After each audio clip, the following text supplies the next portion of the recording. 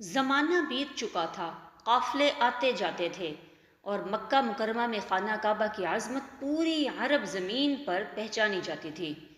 یہ وہ گھر تھا جسے اللہ کے حکم سے حضرت ابراہیم علیہ السلام نے تعمیر کیا تھا، اور اب ہزاروں سال بعد ایک اور واقعہ ہونے والا تھا جو قیامت تک اللہ کی قدرت کی نشانی بن گیا۔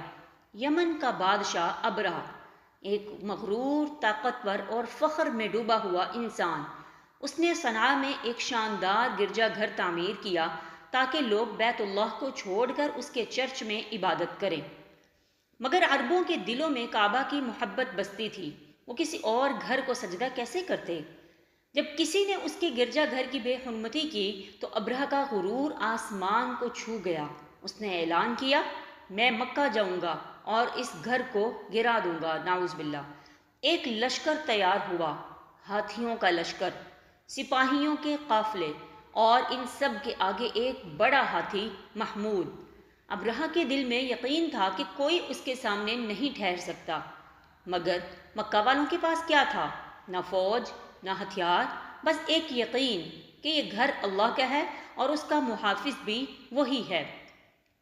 عبد المطلب، قریش کے سردار، ابرہہ کے سامنے آئے۔ ابرہہ نے کہا، میں تمہارے رب کا گھر گرانے آیا ہوں۔ عبد المطلب نے سکون سے جواب دیا، میں تو اپنے اونٹوں کا مالک ہوں، اس گھر کا مالک اللہ ہے، وہ خود اس کی حفاظت کرے گا۔ ابرہہ آگے بڑھا، لیکن جیسے ہی لشکر نے مکہ کی طرف قدم بڑھائے، ہاتھی محمود رک گیا، نہ آگے بڑھا نہ حکم مانا، جیسے زمین نے اس کے پاؤں جکڑ لیے ہوں۔ اب لشکر نے زور لگایا، مارا، دھکیلا، مگر وہ نہ ہلا، اور پھر آسمان پر ایک عجیب منظر ظاہر ہوا۔ چھوٹے چھوٹے پرندوں کے جھنڈ، جیسے بادلوں کے ٹکڑے اتر رہے ہوں۔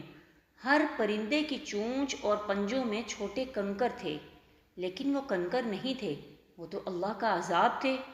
جب وہ پرندے فضا سے اترے تو انہوں نے ان پتھروں کو برسانا شروع کیا۔ ہر پتھر جس پر گرا اس نے بدن کو چیر کر رکھ دیا۔ ابرہہ کا لشکر تباہ ہو گیا اور خود بادشاہ اپنے انجام کو پہنچا۔ کعبہ سلامت رہا، کیونکہ وہ کسی انسان کا نہیں، اللہ کا گھر ہے۔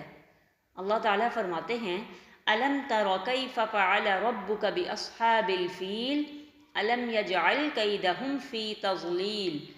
کیا تم نے نہیں دیکھا کہ تیرے رب نے ہاتھی والوں کے ساتھ کیا کیا؟ اس نے ان کی چالوں کو غارت کر دیا۔ یہ واقعہ صرف تاریخ نہیں، یہ یاد دہانی ہے کہ طاقت اللہ کی ہے۔ جب وہ حفاظت پر آ جائے تو پرندے بھی بادشاہوں کو شکست دے دیتے ہیں۔ تو کیسی لگی آپ کو ہماری بیت اللہ کی سیریز؟ اگر آپ کو اچھی لگی ہیں تو ہمارے چینل کو سبسکرائب کریں، اپنے دوستوں کے ساتھ شیئر کریں، ویڈیو کو لائک کریں اور کمنٹس میں بتائیں کہ اگلی سیریز ہماری کس ٹاپک پہ ہونی چاہیے۔